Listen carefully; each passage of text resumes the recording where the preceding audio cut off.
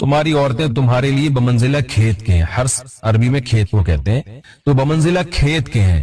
جیسے بیج ڈالا جاتا ہے کھیت میں اور اس سے پیداوار بڑھتی ہے، تو عورت کی جو ایک حیثیت ہے، نیچر نے جو اس کی ایک حیثیت متعین کی ہے، وہ بھی ایک نسل بڑھانے کا ذریعہ ہے، جس میں مرد کا جو اسپرم ہے وہ بطور بیج کے ہے اور جو اولاد ہے وہ ایک پیداوار کی طرح ہے. تو اللہ نے یہ یاد رکھیں، اس آیت کو نا بہت سارے غیر مسلموں نے عورت کے خلاف بہت نیگیٹیوٹی پھیلائی ہے کہ دیکھو اسلام عورت کی توہین کرتا ہے، اس کو کھیتی سے تعبیر کرتا ہے. تو کچھ لفظ کسی اور زبان میں جب وہ جاتے ہیں نا تو وہ توہین کا معنی دیتے ہیں. عربی میں جو حرث کا معنی ہے یہ تعظیم کے لیے ہے، توہین کے لیے نہیں ہے. اردو میں جو کھیتی کا معنی ہے وہ توہین کے لیے استعمال ہوتا ہے.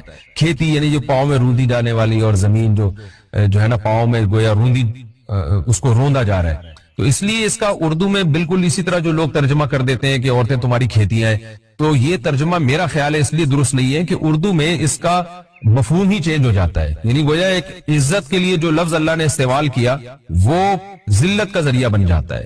تو اس لیے کسی بھی زبان میں جب ہم کسی بھی لفظ کا ترجمہ کرتے ہیں تو اس زبان کے ہمیں محاوروں کو دیکھنا چاہیے کہ اس زبان میں یہ لفظ کس معنی میں استعمال ہو رہا ہے. مثال کے طور پر ہو سکتا ہے کتا کا لفظ کسی زبان میں وفاداری کے لیے استعمال ہوتا ہو، کسی کو لوگ ڈاگ کہتے ہوں تو اس کا مقصد ہوتا ہے وفادار انسان ہے، لیکن ہمارے یہاں اردو میں گالی ہے وہ، اور آپ بولیں کہ بھئی وہ فلاں قوم ڈاگ کہتی ہے تو ہم کتا کہیں گے، تو آپ جب اس کا ترجمہ اردو میں کریں گے تو کتے سے نہیں کر سکتے.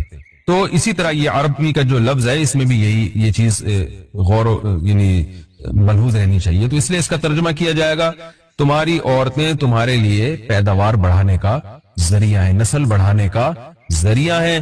فاتو حرثکم، تم اپنے اس نسل بڑھانے کے ذریعے کے پاس آؤ، انا شئتم جیسے چاہو، وقدموا لانفسکم، اور اپنے نفسوں کے لیے آگے بھیجو، یعنی اولاد کی نیت سے آیا کرو زوجہ کے پاس اور آخرت کے لیے انتظام کرو، یعنی اولاد پیدا کر کے جو تاکہ دنیا اور آخرت میں تمہارے لیے فیوچر میں تمہارے لیے کام آئے، دنیا بھی داخل ہے آخرت بھی داخل ہے. تو یہ آیت کا بھی ایک شان نزول ہے کہ صحابہ کرام تو چونکہ جو خواتین تھیں مکہ میں صدیوں سے وہ لوگ آباد تھے، ان کے سفر خاص طور پہ عورتوں کے سفر بہت ہی کم ہوا کرتے تھے. تو جب ہجرت ہوئی ہے اور جو ہے نا ہجرت کر کے بہت ساری صحابیات مدینہ آئی ہیں، تو مدینہ میں ان کے نکاح دوسری قوموں میں ہوئے، پھر انصار صحابہ سے بھی ہوئے. تو چونکہ تقویٰ تھا ان خواتین میں، للہیت تھی، تو بعض جگہ ایسے واقعات ہوئے کہ میاں بیوی کے جو آپس کا ریلیشن ہوتا ہے، ظاہر ہے وہ ہر قوم میں اور ہر جو ہے نا شخص کا مزاج دوسرے سے مختلف ہوتا ہے. تو بعض مردوں نے اس طرح سے اپنی زوجات کے ساتھ ہم بستری کی کہ ان خواتین کو پھر اشکال ہوا کہ پتہ نہیں اس طرح سے ہم بستری کرنا جائز بھی ہے یا نہیں ہے. تو انہوں نے نبی صلی اللہ علیہ وسلم سے یہ مسئلہ پوچھا کہ یا رسول اللہ، ہمارے شوہر ہمارے پاس اس طرح سے آتے ہیں تو کیا یہ جائز ہے یا نہیں. تو ان کے سوال کو بھی مبہم رکھا گیا اور قرآن نے اس کے جواب کو بھی کنایتاً بیان کیا، کیونکہ مسئلہ بظاہر حیا کے خلاف ہے. تو قرآن جب بھی کوئی ایسی بات ہوتی ہے تو اشارتاً کنایتاً اس کا تذکرہ کر دیتا ہے تاکہ مسئلہ بھی واضح ہو جائے، کیونکہ ظاہر ہے اس کی ضرورت تو قیامت تک آنے والے انسانوں کو پڑ سکتی ہے نا. یہ تو ہر میاں بیوی کا اپنا ایک ذاتی مسئلہ ہوتا ہے کہ ہمیں کس طرح سے پرمیشن ہے، کس طرح سے پرمیشن نہیں ہے. تو اللہ تعالیٰ نے بھی اشارتاً ہی اس حکم کو قرآن میں بیان کر دیا. قرآن میں اس لیے بیان کیا کہ تاکہ اس میں کوئی اجتہادی اختلاف کی گنجائش نہ رہے. تو اللہ نے قرآن مجید میں بیان کیا، فرمایا نساؤکم حرث لکم، تمہاری جو ازواج ہیں، تمہاری جو بیویاں ہیں، وہ تمہارے لیے بمنزلہ کھیت ہیں. کھیت کا مطلب کیا ہوتا ہے؟ پیداوار بڑھانے کا ذریعہ. تو اس میں سب سے پہلا مسئلہ تو قرآن نے یہ بیان کر دیا کہ زوجہ سے جو ہم بستری ہے وہ صرف اسی راستے میں جائز ہے جس سے اولاد ہوتی ہے، کیونکہ عورت کو اللہ نے بنایا ہے نسل بڑھانے کے لیے. تو کوئی بھی ایسا ہم بستری کا طریقہ اختیار کرنا جو نسل بڑھانے کا ذریعہ نہ ہو، یعنی وہ نیچرل نہ ہو، تو وہ حرام ہے. تو اس میں اللہ نے یہ حکم دے دیا. تو اس سے صاف یعنی حدیث سے بھی پتہ چلتا ہے اور تمام فقہاء کا اجماع بھی ہے اس آیت کی روشنی میں کہ مسئلہ تھوڑا حیا کے خلاف ہے، لیکن میرا خیال ہے بتانا ضروری ہے کہ پچھلے راستے سے عورت سے ہم بستری کرنا بالکل حرام ہے، ناجائز. اور نبی صلی اللہ علیہ وسلم کی اس پہ بہت شدید لعنت ہے، بہت شدید وعید ہے. تو یہ بالکل اللیگل ہے اسلام میں کہ عورت کے پچھلے راستے سے اس سے ہم بستری کی جائے. جو لوگ لڑکوں سے بدفعلی کے عادی ہوتے ہیں ان کو یہ ایک چسکا لگ جاتا ہے، تو یہ حرام ہے، ناجائز ہے، کیونکہ اللہ نے بتا دیا کہ یہ تمہارے لیے بمنزلہ کھیت کے ہیں. تو اس میں قرآن نے وہ جو سوال تھا نا اس کی طرف اشارتاً جواب دے دیا اور آگے فرمایا فاتو حرثکم، تم اپنے کھیت کے پاس آؤ.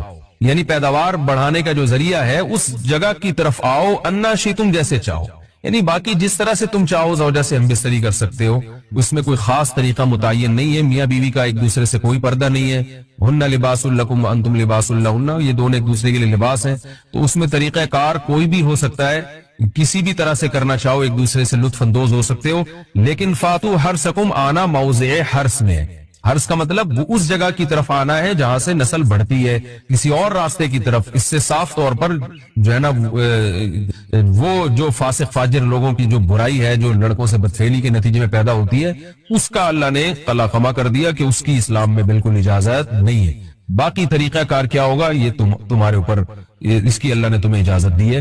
وَقَدِّمُوا لِأَنفُسِكُمْ، اور چونکہ بار بار حرس کا تذکرہ ہو رہا ہے کہ نسل بڑھانے کا، اس لیے اللہ نے فرمایا کہ قدموا لانفسکم، اپنی ذات کے لیے فیوچر میں انتظام کرو۔ قدموا کا مطلب آگے بھیجو اپنی ذات کے لیے سرمایہ۔ کیا مطلب؟ کہ جب زوجہ سے ہم مستری کرو تو نیت اولاد کی ہونی چاہیے، تاکہ وہ اولاد دنیا میں بھی اور آخرت میں بھی تمہارے لیے ذخیرہ بن جائے۔ تو یہ نسل بڑھانے کی بہت زبردست ترغیب ہے اس آیت، اور اس آیت میں اللہ نے عورت کا کہ بہت ساری ذمہ داریوں میں سے ایک بڑی ذمہ داری کا بھی بیان بتا دیا کہ عورت کو اللہ نے بنایا ہے، جو مرد اور عورت کا جو فرق رکھا ہے نا، اس فرق کی بڑی وجہ یہی ہے کہ مرد کے اسپرم کو اللہ نے بیج کے طور پہ پیدا کیا ہے اور عورت کو اللہ نے زمین کے طور پہ۔ تو بیج اور زمین کے ملاپ کا بنیادی مقصد ہی نسل بڑھانا، پیداوار بڑھانا ہوتا ہے، نہ یہ کہ نسل روکنا۔ آج فیملی پلاننگ والوں نے اس آیت کی دھجیاں اڑا دی ہیں، اور جو پوری دنیا میں ایک بےہودہ قسم کی تحریک چل رہی ہے، یہ آیت بالکل اس کی نفی کر رہی ہے۔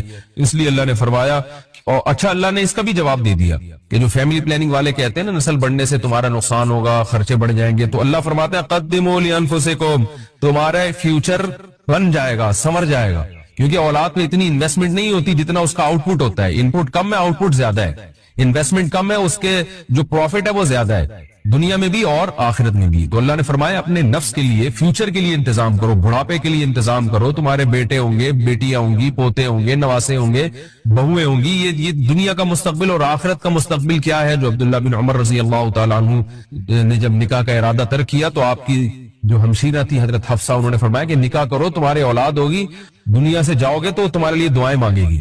یہ چیز بھی انگریزی فلموں سے اور فحش فلموں سے ہماری نئی نسل میں بہت تیزی سے سرایت کر رہی ہے، اور لوگ اس بارے میں علماء سے بہت زیادہ مسائل پوچھتے ہیں، خواتین بھی پوچھتی ہیں جو اس میں مبتلا ہیں۔ تو اس کا بھی مسئلہ یاد رکھیں کہ اللہ تعالیٰ نے حالت حیض میں زوجہ سے ہم بستری کو حرام قرار دیا کیونکہ اس میں گندگی ہے۔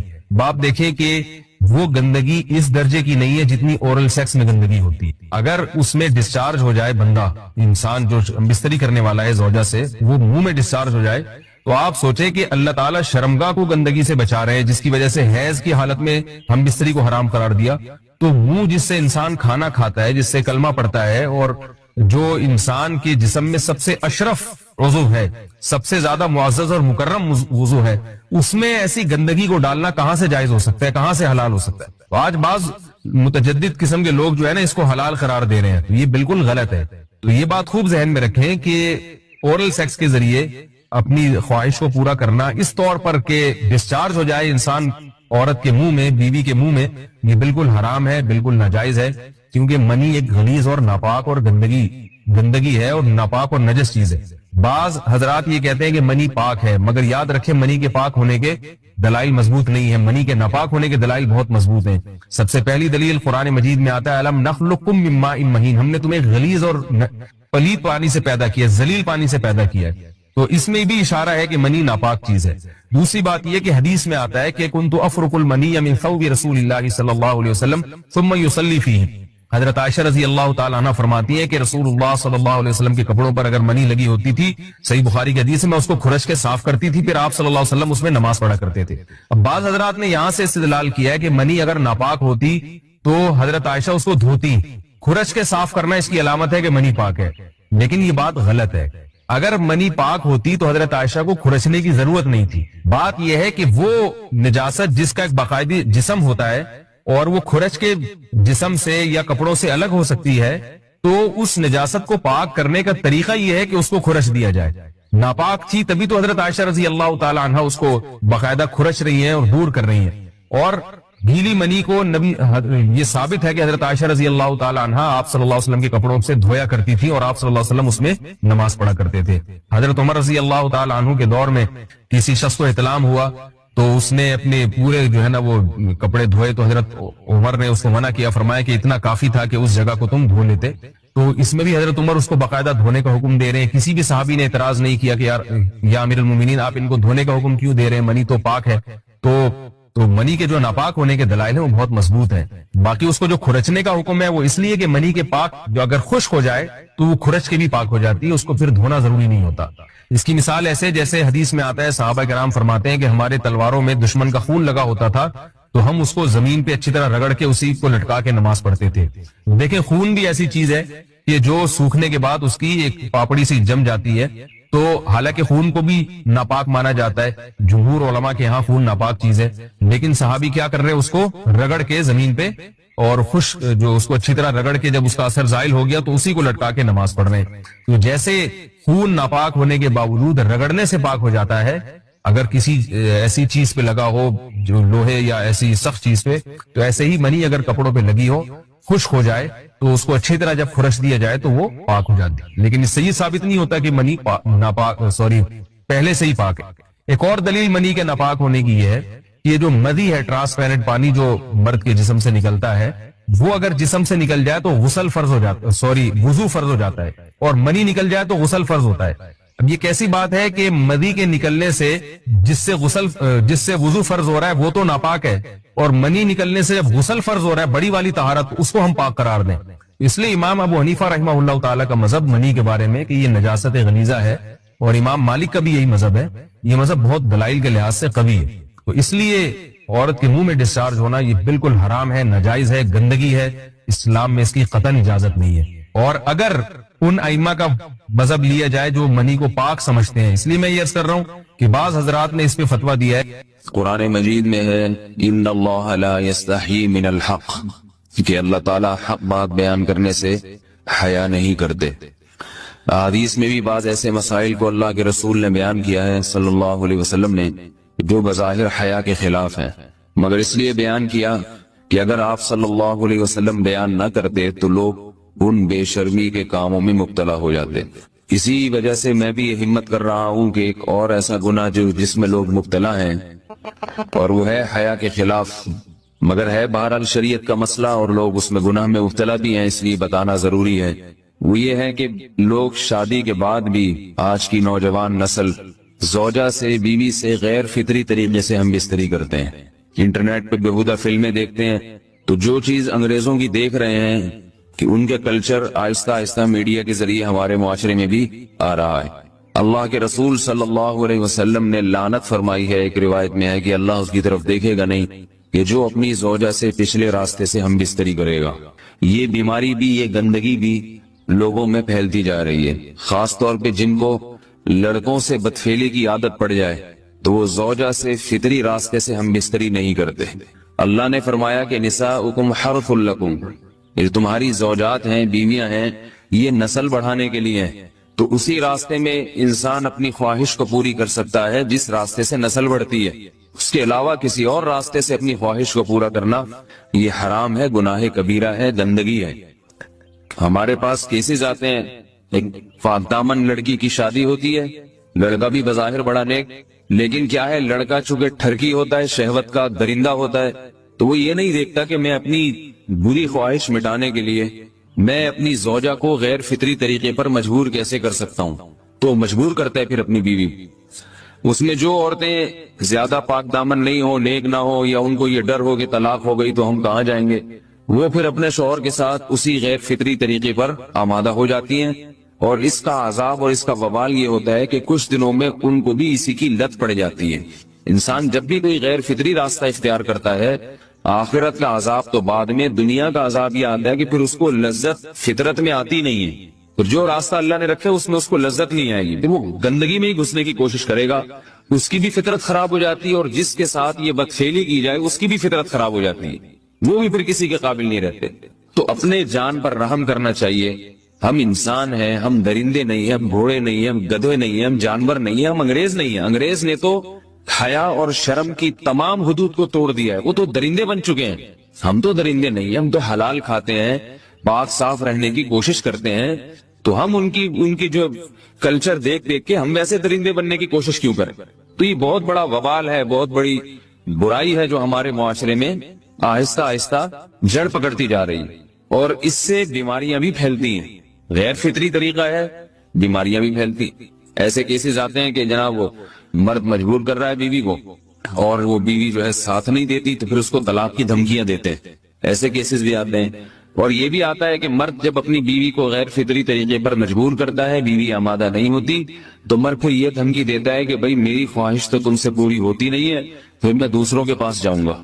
تو یاد رکھیں، جس عورت کا شوہر یہ دھمکی دے اس کو کہ میں زنا کروں گا اگر تم نے میری خواہش پوری نہیں کی غیر فطری طریقے سے، تو عورت اپنے شوہر سے کہہ دے کہ جاؤ تم کہیں اور جا کے منہ کالا کرو، تمہاری فطرت میں گندگی ہے تو یہ مجھے گندا بنانے کی کوشش نہ کرو، اس کو زنا کرنے دیں، وہ اللہ آخرت میں اس سے بھگتے گا۔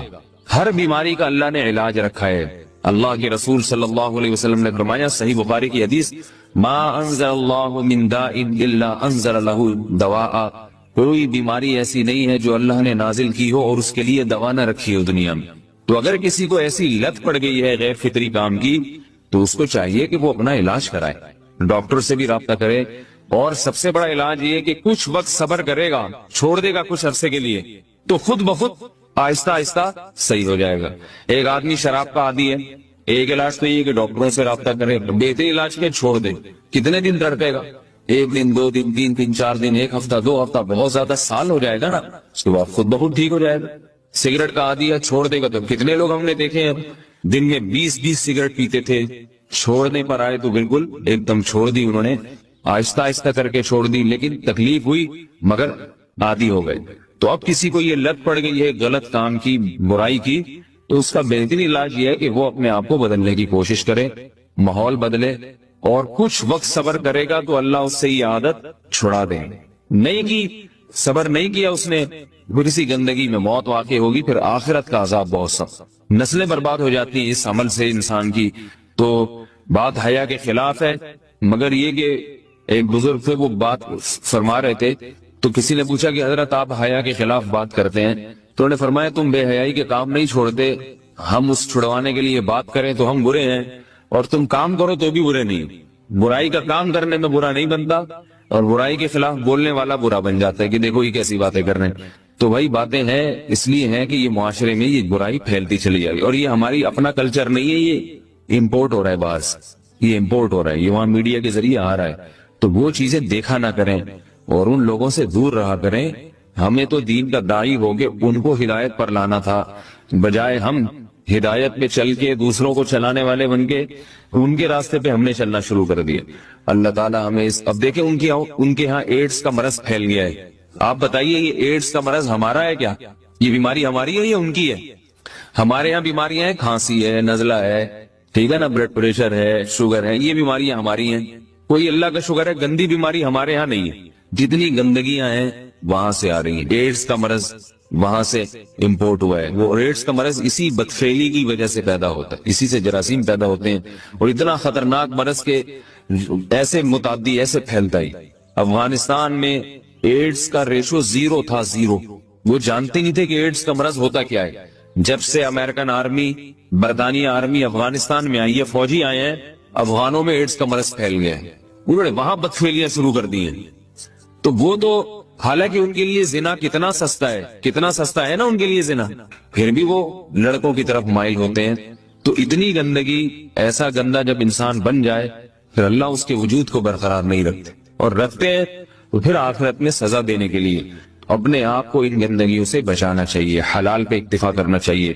اللہ تعالیٰ ہمیں حلال پہ قناعت کی توفیق عطا فرمائے اور پاکیزہ لوگوں میں ہمارا شمار فرمائے۔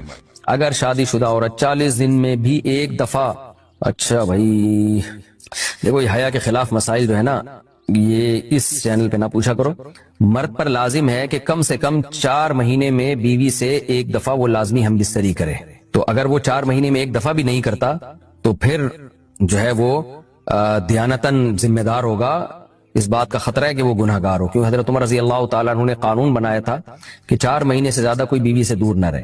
موت، زندگی، بیماریاں، خوشیاں، یہ سب ہماری لائف کا حصہ ہیں، ان کو بہت زیادہ ویلیو نہیں دینی چاہیے۔ زندگی کی پوری کوشش کرنی چاہیے کہ ہم زندہ رہیں، اللہ کی بہت بڑی نعمت ہے، لیکن تیار ہر وقت موت کے لیے رہنا چاہیے انسان۔ کسی بھی ٹائم کوئی بھی کبھی بھی مر سکتا ہے، بس یہ اپنے بارے میں بھی عقیدہ رکھ کے بیٹھ جائیں۔ جب قبرستان سے گزرے نا تو تھوڑی دیر ٹھہر جایا کریں، وہاں پہ مردوں کو دیکھیں، اندھیروں کو دیکھیں۔ قبرستان رات میں جانے میں زیادہ عبرت ہوتی ہے۔ کل ایک صاحب کہنے لگے میں قبرستان سے گزر رہا تھا رات کو، مجھے تو بڑا خوف آیا۔ میں نے کہا یہ تو کچھ بھی نہیں ہے بھائی، یہ اندر کی جو پوزیشن ہے نا وہ اس سے بولو بھائی، اوپر جو تمہیں خوف آ رہا ہے تو کچھ بھی نہیں ہے، اصل تو پروگرام کہاں ہو رہا ہے؟ جو ڈرونے ہو رہے ہیں نا پروگرام، وہ اندر ہو رہے ہیں۔ اور جو قبر کھول کے دیکھو نا تو اس میں کہہ رہے ہاں، وہ مجھے کہہ رہے تھے کہ مجھے ہڈی نظر آئی اتنی بڑی گھٹنے کی، ٹانگ کی، ایک انسان کی نا قبرستان میں یہی والا۔ تو وہ کہنے لگے یار یہ ہڈی نا پوری اس کی، یہ گھٹنے سے لے کے نیچے تک۔ تو میں نے اور ڈرا دیا، رمضان تھا، ہم نے کہا بھی تھوڑا سا خوف کا ہے، ہم نے اور ڈرا دیا اس کو۔ ہم نے کہا دیکھ لو یہ آدمی صبح صبح نہا دھو کے کوٹ ٹائی لگا کے آفس جایا کرتا ہوگا۔ اب مجھے کیا پتا کوئی رکشے والا تھا، ٹیکسی والا تھا، یا کوئی بہت بڑا آفیسر تھا، لیکن آفیسروں کا بھی حال بہرحال ہوتا تو یہی ہے نا۔ تو میں نے کہا یہ صبح صبح نہا دھو کے کوٹ ٹائی میں پرفیوم لگا کے اپنی لینڈ کروزر میں بیٹھ کے جاتا ہوگا، اور اب کیا حال ہوا ہے، اس کی ہڈی نکال کے لوگ دکھا رہے ہیں کہ یہ قبرستان سے کیا نکلی ہے، وہ ہے بھائی، بولو بھائی ہڈی۔ کل ہمارا بھی یہی حال ہوگا، اور یہ تو ابھی اچھی کنڈیشن میں ہے، ہڈی سے پہلے کیا حال تھا جب لاش میں کیڑے پڑتے ہیں اور سڑتی ہے لاش اور پھولتی ہے اور پھٹتی ہے، 2 منٹ میں انسان کی اوقات پتہ چل جاتی ہے یہ ہے کیا، یہ فن خان بنا پھر رہا تھا۔ اور اب کیسے دفناتے ہیں نا لوگ، بدبو نہ آ جائے لاش میں، اس کو دفناؤ جلدی، مٹی ڈالو اس کے اوپر، تھوڑے دن تک اس کی حفاظت ہوتی ہے قبر کی، اس کے بعد بھول جاتے ہیں۔ اور گورکن اس کا ایسا فائدہ اٹھاتا ہے ایک ایک قبر میں، یہ تو قیامت کے دن جب پاپوش کے قبرستان سے اور یہ محمد شاہ کے قبرستان سے جب مردے اٹھیں گے تو پتا چلے گا کہ آدھی آبادی تو ایک ہی قبرستان سے اٹھ رہی ہے۔ ایک ایک قبر سے 25-25 لوگ نکل رہے ہیں، ایک ایک قبر میں جو ہے نا گورکن کئی مردوں کو ڈال رہا ہے، وہ بھی پریشان ہے کہ یار اتنے مردے کدھر ٹھکانے لگاؤں میں۔ تو یہ حال ہے انسان کا، ہڈیاں نکل رہی ہیں، لاش کسی کے کوئی انگلی نکل آئے گی اندر سے، کیسا حال ہوتا ہے۔ اور یہ غنیمت ہے، لیکن اس قبر کے اندر ایک برزخ کی قبر ہے۔ جیسے جب آپ سوتے ہو، آرام کرتے ہو، ایک آپ کی وہ کنڈیشن ہوتی ہے جو آپ بستر پہ لیٹے ہوئے ہو، ایک وہ کیفیت ہوتی ہے جو آپ پر سونے کی حالت میں گزر رہی ہوتی ہے، وہ کیفیت زیادہ عجیب ہے اس کیفیت سے جو آپ کو نظر آ رہی ہے۔ قرآن کہتا ہے فرعون کی ایک لاش وہ ہے جو تمہیں عجائب گھر میں نظر آ رہی ہے، وہ بھی عبرت کی بات ہے، لیکن ایک عالم برزخ میں فرعون پہ جو گزر رہی ہے نا وہ چیز تمہیں نظر نہیں آ رہی، وہ اس سے بہت زیادہ خطرناک ہے۔ النار یعرضون علیہا غدوا وعشیا، وہ آگ ہے جس پر فرعون کو صبح اور شام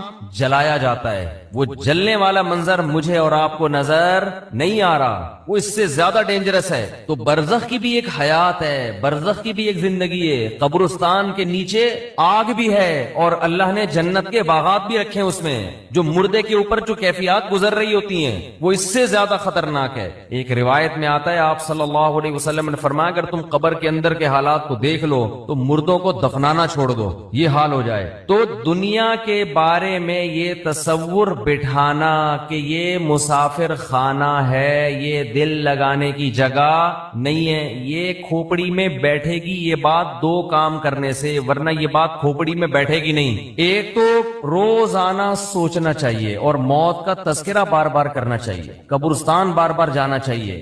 اس عمل سے انسان کو یہ احساس ہوتا ہے کہ میں دنیا میں رہنے کے لیے نہیں آیا۔ نبی صلی اللہ علیہ وسلم نے فرمایا کنت نہیتکم عن زیارت القبور فزورها فإنها تذکر الآخرہ، میں نے تمہیں قبرستان کی زیارت سے منع کیا تھا۔ لوگ پہلے بدعتیں کرتے تھے، وہاں شرک ہوتا تھا، فرمایا اب تمہیں اجازت دے رہا ہوں اس لیے کہ قبرستان جانے سے آخرت کی یاد تازہ ہوتی ہے، احساس ہوتا ہے کہ کل ہم نے بھی لیٹنا ہے یہاں۔ دوسرا کام جس سے دنیا کی محبت کم ہوتی ہے وہ ہے اللہ کی راہ میں مال خرچ کرنا، خرچ کرنے کا جذبہ پیدا کرنا چاہیے۔ الذین ينفقون اموالهم ابتغاء مرضات اللہ وتثبیتا من انفسهم، سورہ آل عمران میں اللہ کا ارشاد فرمایا کہ نیک بندے اللہ کی راہ میں مال خرچ کرتے ہیں 2 کاموں کی وجہ سے، ایک اللہ کو راضی کرنے کے لیے، وَتَثْبِيتًا مِّنْ أَنفُسِهِمْ، اور ایک اپنے آپ کو دین پر مضبوط کرنے کے لیے، اپنے دل سے دنیا کی دولت کی محبت نکالنے کے لیے۔ یہ جو نوٹ ہوتے ہیں نا، نوٹ کڑک کڑک، پہلے زمانے میں صوفیاء کرام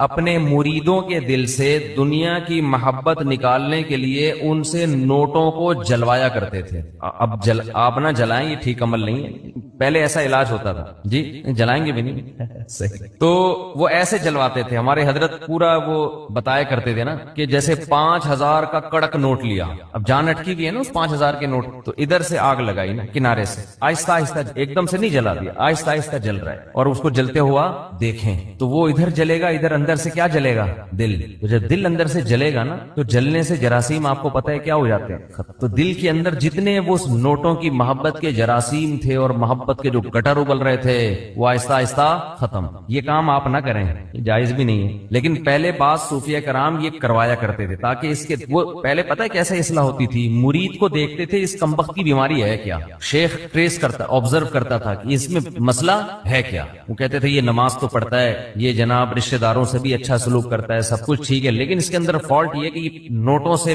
بہت زیادہ محبت کر کے بیٹھا ہوا ہے، اس کو پیسوں کا نقصان برداشت نہیں ہوتا۔ پھر شیخ اور مرشد یہ کرتے تھے اس کے دل سے پیسے کی محبت نکلواؤ۔ اب تو بہت سے شیخ، سب نہیں، اچھے تو ہر جگہ ہیں، بہت سے شیخوں کے دل میں جتنی پیسوں کی محبت ہوتی اتنی تو مریدوں کے دل میں نہیں ہوتی، اور شیخ اپنے مرید کی جیب پہ نظر رکھ کے بیٹھا ہوتا ہے، کمبخت نے 6 سال ہو گئے آج تک ہدیے کے نام پہ 1 روپیہ بھی نہیں دیا ہے۔ آج خرچ کرنے کے جو فضائل بیان کیے جاتے ہیں اس کا مطلب ہوتا ہے مجھے دو، صحیح ہے نا؟ کیا مطلب ہوتا ہے؟ جب بڑا بھائی چھوٹے کو سمجھا رہا ہو یا چھوٹے بڑا کو سمجھا رہا ہو کہ اسلام میں خرچ کرنے کی بہت فضیلت ہوتی ہے، اس کا مطلب ہے مجھے پیسے دو، اس کا مطلب کیا ہوتا ہے؟ مجھے پیسے۔ بیوی شوہر کو جب سمجھا رہی ہوتی ہے کہ انسان کو سخی ہونا چاہیے، کھلا ہاتھ ہونا چاہیے، اس کا مطلب پیسے نکالو۔ شوہر بیوی کو جب سمجھا رہا ہو قناعت اسلام میں بہت زبردست چیز ہے، اتنا مت ہاتھ پھیلاؤ کہ کل قرضہ لو، اس کا مطلب ہوتا ہے مجھ سے پیسے مت مانگو، 5 روپے بھی نہیں دوں گا میں تمہیں۔ تبھی تو نصیحت کا اثر نہیں ہوتا نا، کیا خیال ہے بھائی؟ نصیحت کا اثر ہی نہیں ہوتا۔ اپنے لیے سخاوت ہونی چاہیے، دوسرے کے لیے قناعت ہونی چاہیے۔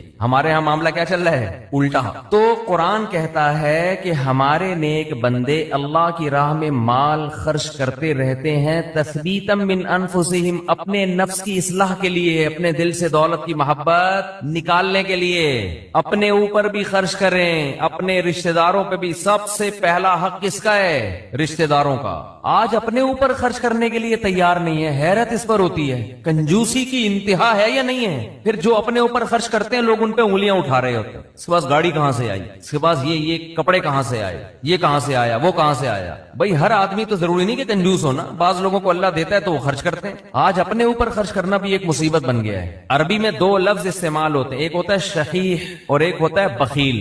بخیل کہتے ہیں جس کی جیب سے دوسرے کے لیے روکڑا نہ نکلے، اور شحیح کہتے ہیں اپنے لیے بھی نہیں پیسے نکلتے، وہ چائنا والوں کی طرح قبر میں لے کے جاتا ہے۔ وہ ملیشیا میں قبرستان ہے، وہاں کروڑ پتی لوگ جب دفن ہوتے ہیں تو دیگوں میں اپنے ساتھ پیسہ لے کے قبر میں جاتے ہیں۔ آپ یوٹیوب پہ دیکھ لیں، ایسی بہت سی ویڈیو ہیں کہ پورے سونے چاندی کے ساتھ دفن ہوئے ہیں، بہت ایسی۔ ہمیں ہمارے نبی نے فرمایا صلی اللہ علیہ وسلم، دنیا مسافر خانہ ہے، میری مثال اس سوار کی طرح ہے، کراکب استظل تحت شجرہ، ایک مسافر سفر کرتے کرتے درخت کے نیچے لیٹ گیا ہو تھوڑی دیر سستانے کے لیے، آرام کے لیے، اس کے بعد اس نے موو کرنا ہے یہاں سے۔ بھائی ہم کروڑوں سال سے نہیں تھے، لاکھوں کروڑ، یہ دنیا بنے ہوئے تو پتہ نہیں کروڑوں سال ہو گئے، آدم علیہ السلام کو آئے ہوئے ہزاروں سال، نوح علیہ السلام 950 سال تو خالی تبلیغ کی ہے انہوں نے۔ ہماری اوقات کیا ہے؟ جمعہ 8 دن ہوئے ہم لوگ کو دنیا میں آئے ہوئے، اور جانے میں بھی تھوڑے دن رہ گئے ہیں، بس گھبرائے نہیں، آپ نے گھبرانا نہیں ہے۔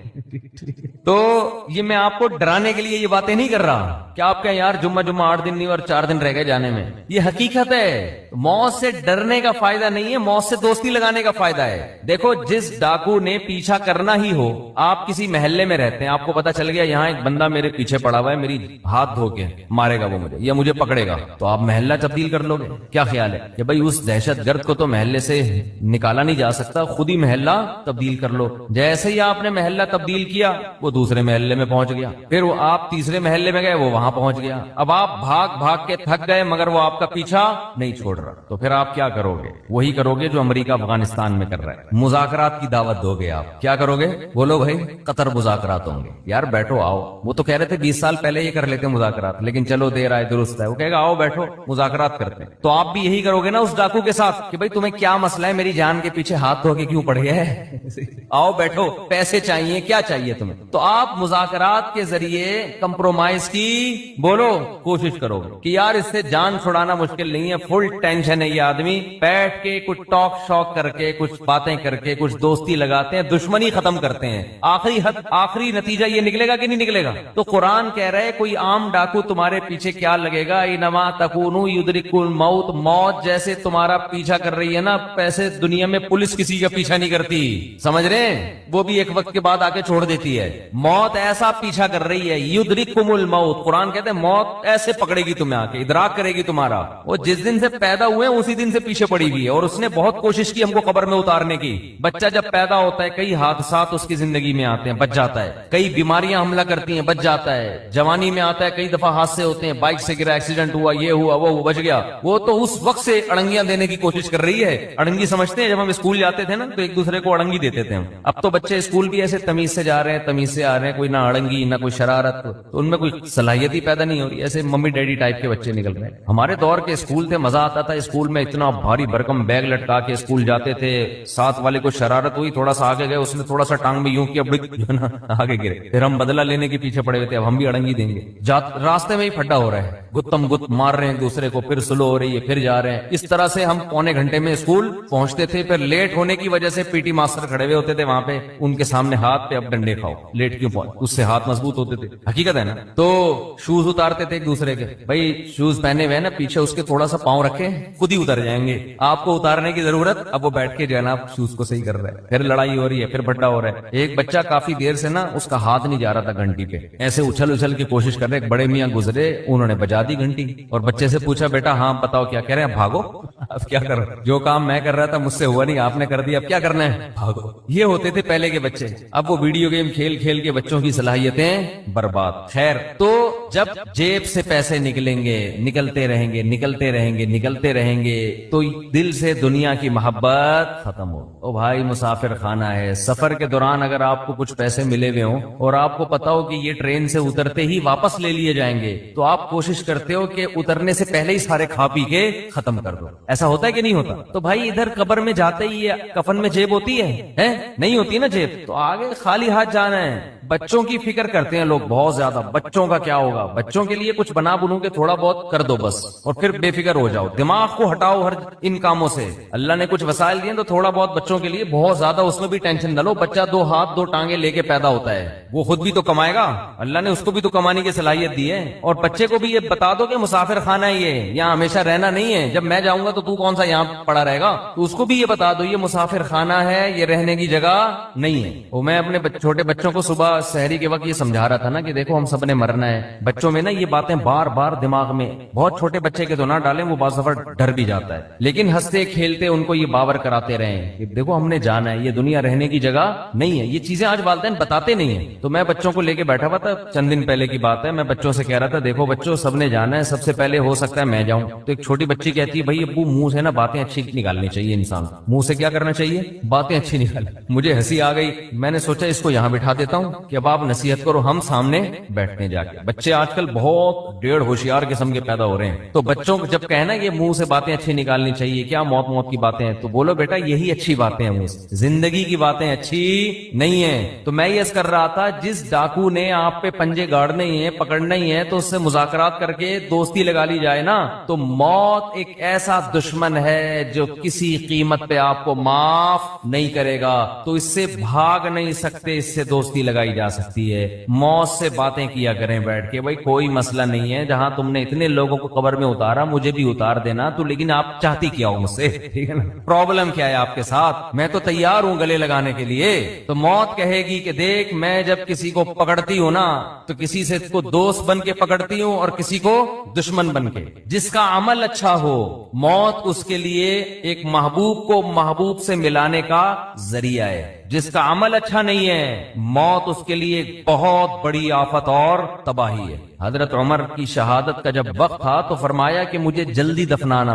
حدیث میں آتا ہے نا کہ جب مردے کو ہم لے کے جا رہے ہوتے ہیں قبر میں تو اگر وہ اچھی میت ہو، نیک عمل ہو، تو وہ کہتے ہیں جلدی لے کے جاؤ، وہ بزبان حال یہ کہہ رہا ہوتا ہے، اور اگر اس کا عمل برا ہے تو وہ کہتے ہیں مجھے کہاں لے کے جا رہے ہو تم؟ انسان اپنے عمل کی طرف جا رہا ہے، عمل کی طرف۔ انکا کادح الی ربک کدحا فملاقی، اے انسان تم میں سے ہر شخص رب کی طرف ایک عمل کر رہا ہے اور عن قریب اس عمل سے اس کی ملاقات ہونے والی، جو کر رہے ہیں اسی سے ملاقات ہوگی، تو اچھا کر لو بھائی، کچھ اچھا کر لے تاکہ ملاقات ہو تو خوشی ہو۔ تو نبی صلی اللہ علیہ وسلم نے فرمایا اتقوا النار ولو بشق تمرہ، صدقات و خیرات کا سب سے پہلا فائدہ کیا ہے؟ آپ کے دل میں دنیا کی محبت ختم ہوگی اور اس سے دنیا میں سکون ملے گا، آپ ریلیکس ہو جائیں گے۔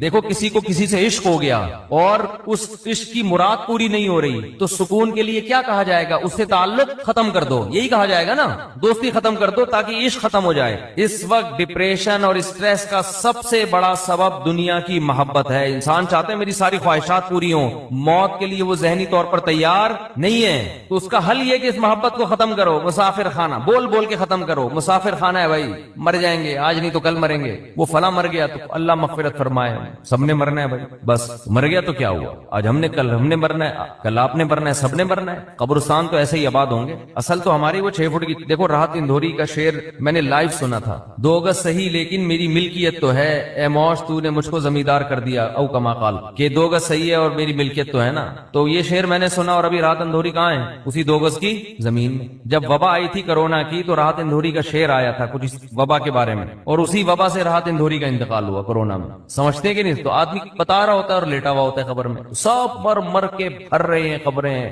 جا رہے ہیں دنیا سے، تو اس کا استحضار کرنا چاہیے اور دل سے دنیا کی محبت نکالنے کے لیے وہ نوٹ خرچ کریں جس پر آپ کا دل سب سے زیادہ اٹکا ہوا ہو۔ سمجھتے ہو؟ حدیث میں آتا ہے کہ سب سے افضل صدقہ وہ ہے کہ جس میں صدقہ کرنے کا دل نہیں چاہ رہا ہو۔ بات آ رہی ہے سمجھ میں؟ صدقہ کرنے کا بولو بھائی دل نہیں چاہ رہا، وہ نکالو جیب سے۔ اور صحابہ یہ بھی پوچھتے تھے کہ کہاں خرچ کریں؟ نبی نے فرمایا ہاں پہلا فائدہ میں بتا دوں کہ دل کی اصلاح ہوتی ہے، دوسرا فائدہ ذہن کو سکون ملتا ہے، ڈپریشن اسٹریس ختم ہوتی ہے، تیسرا فائدہ اللہ کا غضب ٹھنڈا ہوتا ہے، گناہ انسان سے ہو جائے اللہ غضبناک ہوتے ہیں۔ آپ نے فرمایا آگ سے بچو اگرچہ کھجور کا ایک دانہ صدقہ کر کے ہی ہو، کچھ نہ کچھ کرو صدقہ تاکہ اللہ کا غضب کیا ہو؟ ٹھنڈا۔ تو بہت سارے ہیں، رمضان میں چونکہ نبی سخاوت کا دریا بنا کرتے تھے تو رمضان میں زیادہ کرنا ہے۔ کرنا کہاں ہے؟ یہ بہت اہم سوال ہے۔ سب سے پہلا حق اسلام میں آپ کے غریب ترین رشتہ داروں کا بنایا۔